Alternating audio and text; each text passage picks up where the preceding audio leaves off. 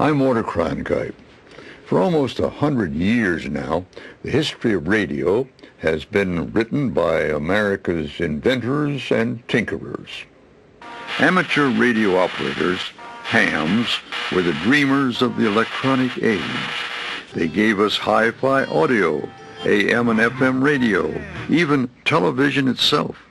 They not only brought us a new world of inventions, they started a hobby that soon turned into a full-fledged radio service. In return, the federal government allotted them frequencies, places in the radio spectrum to pursue their passion.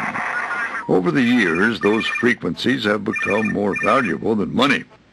No longer, it seems, will the future of electronics and communications be written by the dreamers, though.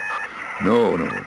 More likely, amateur radio's future will be dictated by bureaucrats in Washington, D.C., prompted by big money interests.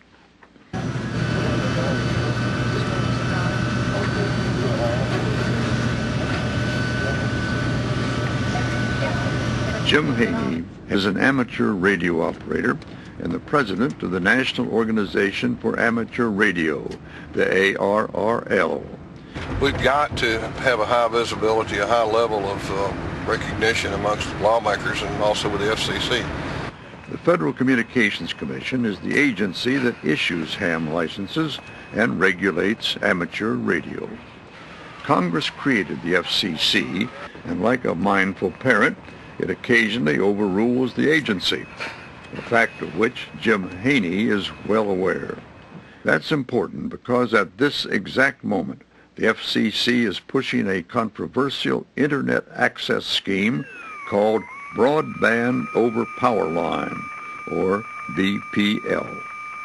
BPL sounds great in theory, but at test sites around the country it has proven to be a disaster for police, fire departments, airlines, shortwave listeners, and hams.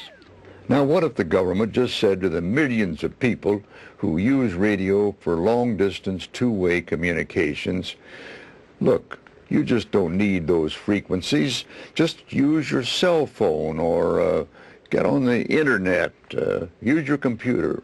Why bother with old technology like radio? Here's why.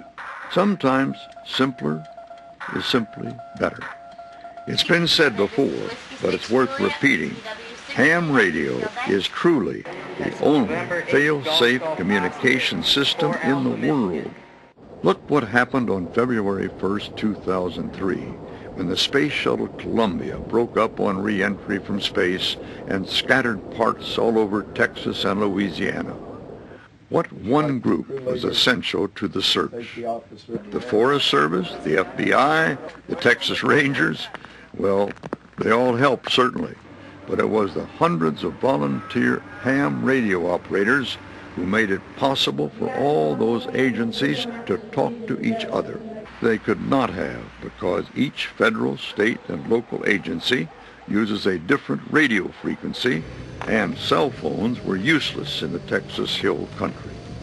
So radio amateurs were key and critical. This net control, go ahead, Jake. Net control, be advised those 6 NASA engineers have not made it to the rally point. Here's what Robert Hurst, the Emergency Management Coordinator for Nacogdoches County, said. We have made amateur radio operators such an integral part of our emergency management plans and preparation plans prior to this that they very quickly and very seamlessly integrated into the actual response to the incident. Radio amateurs facilitated the search and made it work. But once the emergency was over, the federal agencies went back to business as usual. The hams were out of sight and out of mind. So when the broadband over power line issue came before the FCC, the ARRL had no other choice but to go to Washington.